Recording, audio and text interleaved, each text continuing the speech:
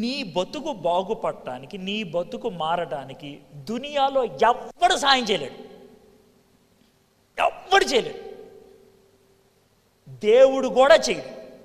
దేవుడు కూడా హృదయం అనే ద్వారం దగ్గర నిలబడి తలుపు తడతా, నువ్వు తీస్తే నేను లోనకు వస్తా, నువ్వు బయట ఉండి నా బతుకు బాగు చేయంటే ఆయన కూడా ఏం చేయడు. నీ జీవితం బాగుపడాలంటే గుర్తుపెట్టుకో, దేవుడు సహాయం చేస్తాడు, దానికి నువ్వు కోఆపరేట్ అవ్వాలి. అవ్వకపోతే అవ్వదు. కోఆపరేట్ అంటే ఏంటో చెప్తాను, జాగ్రత్త. ఒక అమ్మాయి ఉంది, ఆ అమ్మాయి కళ్ళు తిరిగి పడిపోయింది. నాలాంటి వాడు ఎవడో వచ్చాడు, కళ్ళు తిరిగి పడిపోయింది కదా అని చూశాడు. నేను గబగబా ORS తీసుకొచ్చి, అమ్మ ఇది తాగు, ఇది తాగితే నీకు డీహైడ్రేషన్ పోయి బతుకుతావు అన్నా. ORS తాగేసింది, శక్తి వచ్చింది. ఊరంతా వెళ్ళి ఏం చెప్పుద్ది? నెక్స్ట్ బయటికి వెళ్ళిపోయి ఆమె ఏం చెప్పుద్ది చెప్పండి?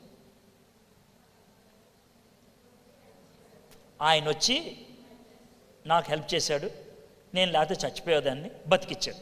రైట్? బాగుంది కదా? Right, bus.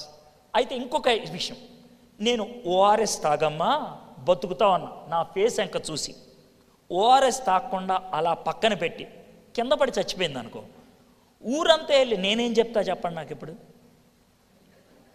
చెప్పండి.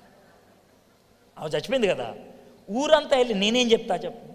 నేను ORS ఆఫర్ చేశాను, ఇది తాగితే బతుకుతావు అన్నాను, నేను తాగేదంటున్నట్లు చూసింది, చచ్చిపోయింది అంటాను లేదా? నువ్వు నరకంకి వెళ్తే సేమ్ ఆన్సర్ జీసస్ నుంచి వస్తుంది.